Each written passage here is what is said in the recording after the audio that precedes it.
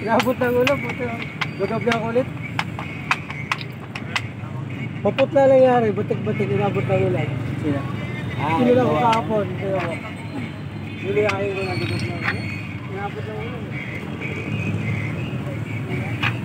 Marami pa yung ulo ko doon.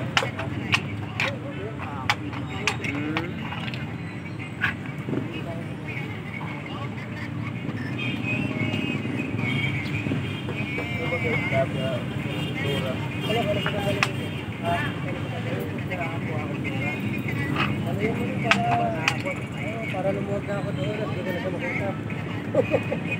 Bakit?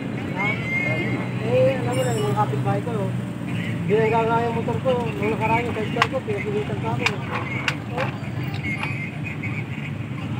Bahay mo ba? Pero yung bahay mo doon.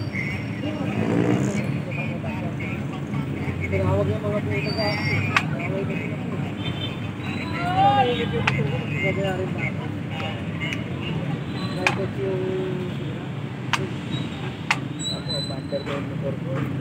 Kotse mo yung bandar. Nakikot ako lang ka doon. Ako may katungkulan ko, tawagin ko sa tolpo. Tatay ko dati na yung nagpapagod dito. Hindi na kami ng ganyan. Ngayon sila nakaupo dyan. Tatay ko rin kayo na. Uy! Lumabay! Laban ng tatay ko, matagal na wala yun. Ay, ubertikan nyo na! Isang motor na lang yun!